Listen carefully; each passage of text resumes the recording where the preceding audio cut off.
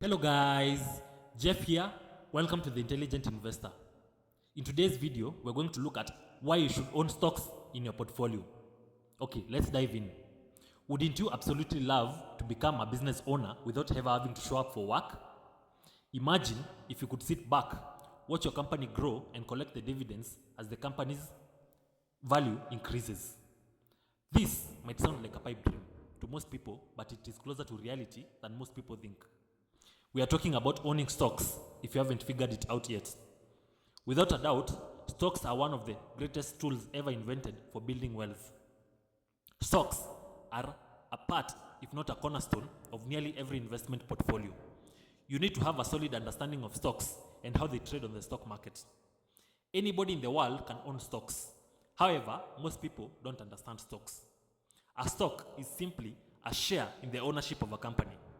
Stocks represent a claim on the earnings and assets of a company. So, for example, if you own Google shares, this means that you own a part of the earnings of Google, a part of the assets of Google, according to the number of shares you own. For example, if you own 1,000 shares, you own 1,000 of a percentage of the total outstanding shares of Google. As you acquire more stock, your ownership stake in the company becomes greater. Equity, shares, or stock mean the same thing, a fractional ownership in an underlying business. As an owner, you are entitled to your share of the company's earnings as well as any voting rights attached to the stock.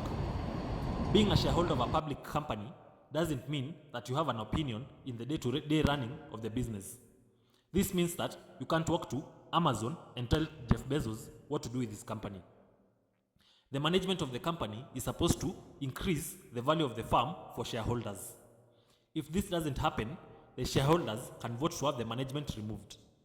Being a shareholder is important because you are entitled to a portion of the company's profit and you have a claim on the company's assets. Profits are sometimes paid out in the form of dividends. The more shares you own, the larger the portion of the profits you get in form of dividends. Another critical aspect of stocks is its limited liability, which means as an owner of stock, you are not personally liable for the company's liabilities. Owning a stock means that the maximum value you can lose is the value of your investment. Even if a company in which you are a shareholder goes bankrupt, you can never lose your own personal assets. The reasons that companies issue stocks are varied. At some point, every company needs to raise money. The money could be used for expansion, hiring new employees, research and development, or even paying back old debts. Companies can choose to borrow money or raise money by selling part of the company, which is referred to as issuing stock. A company can borrow by taking a loan from a bank or by issuing bonds. This is referred to as debt financing. Issuing stocks is referred to as equity financing.